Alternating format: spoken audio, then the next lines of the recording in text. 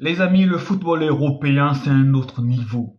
Le football européen, c'est un autre niveau. Et quand vous voyez des matchs comme Espagne-France se terminer avec un score comme 5-4, les gars, vous comprenez que nous, en Afrique, on est encore très loin de gagner une Coupe du Monde, les amis.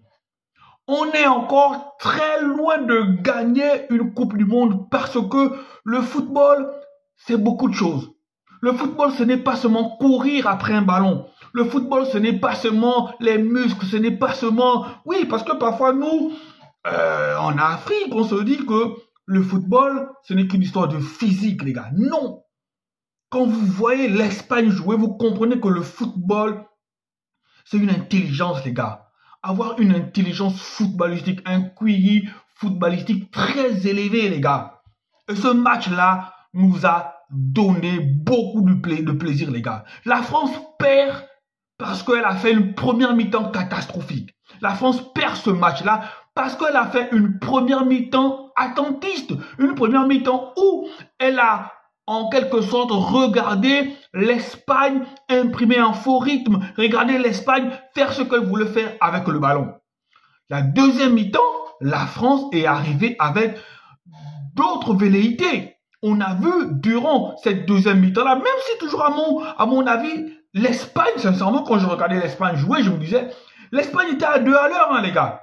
L'Espagne, c'est comme si elle n'a pas forcé son talent. Elle n'a pas mis de la fougue, elle piquait quand il fallait piquer, elle exploitait, elle repartait en contre. Mais la France a mis une énergie dingue, une énergie de fou. Mais malgré cette énergie-là, elle a quand même perdu le match. Quand vous regardez l'intensité du match, la France était plus dans quelque chose d'énergique, là où l'Espagne temporisait. L'Espagne temporisait et elle sortait, elle piquait, les amis. Quand je vois 5-1, les amis, 5-1, je me dis, c'est fini. 5-1, pour moi, c'est fini, mais la France a su trouver l'énergie. Contrairement aux entrants espagnols qui, pour ma part, n'ont rien apporté, sincèrement, les entrants espagnols n'ont rien apporté. C'est là où je dis, mauvais coaching de la part de Luis Fuentes. Mauvais coaching de la part de Luis Fuentes parce que c'est vrai qu'il s'est dit à 5-1 que c'est gagné.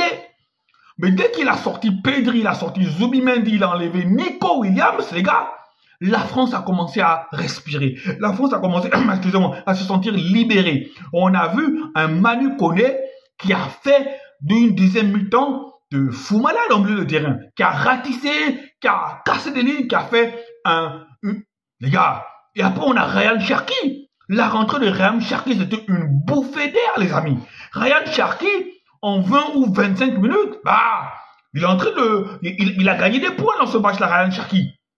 Voici il a mis ce beau but là, voilà, première titularisation, premier but et première passe décisive. Sincèrement, s'il n'y avait pas de l'autre côté un Lamine Yamal, voilà, avec, voilà, je redis, Ryan Cherki, homme du match, les gars. Et peut-être même qu'il a été élu homme du match, je sais pas. Parce qu'après, à peine le match c'est terminé, je suis venu faire mon débrief, les gars. Mais c'était un match de fou. Ousmane Dembélé, les gars. Inexistant, Ousmane Dembélé. Inexistant. Et ce n'était pas très sympa de la part de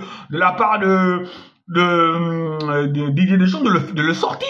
Mais qu'est-ce que vous voulez? Il n'a pas été le Ousmane Dembélé du PSG. Voilà. Il n'a pas été le Ousmane Dembélé du PSG. Kylian Mbappé a été plus en vue que lui parce que Kylian Mbappé, à un moment donné, il a compris que lorsqu'il savait bien que dans la boîte, c'était mort, et bien Kylian Mbappé décrochait, Kylian Mbappé venait toucher les ballons, Kylian Mbappé orientait le jeu, Kylian Mbappé a obtenu un penalty, a transformé un penalty. Oui, Kylian Mbappé a gagné plus de points que Ousmane Dembélé. Et Lamine Yamal, ce soir, Lamine Yamal, encore une fois de plus, sans faire un grand match, hein, je le reconnais, sans faire un match spectaculaire comme on le connaît à Barcelone, il était dans la sobriété, il était dans, voilà, le collectif à outrance, mais il a fait un meilleur match que Ousmane Dembélé. Il cause un penalty, il transforme son penalty magistralement, qu'est-ce que vous voulez, il met un but tout en vivacité, en instinct. Les gars, Lamine Yamal a encore crevé l'écran ce soir. Lamine Yamal a encore crevé l'écran ce soir.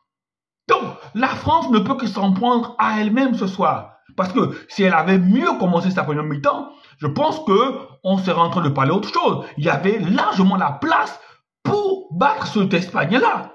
Avec un peu plus de rigueur, avec un peu plus d'envie, avec un peu plus d'impact physique. Parce que l'équipe d'Espagne, c'est comme le FC Barcelone.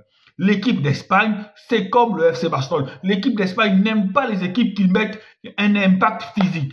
L'équipe d'Espagne, si vous la laissez jouer, si vous la laissez faire ce qu'elle veut avec le ballon, eh bien, et surtout si vous la laissez ouvrir le score en premier, vous les rattrapez rarement. Vous les rattrapez rarement. Donc, ce soir, l'équipe d'Espagne a marqué 5 buts, un but de plus, juste pour se mettre à l'abri. On a vu un Kolo Muani, voilà, qui a encore marqué son but. On a vu Cherki, un but contre son camp des Vivian. Voilà.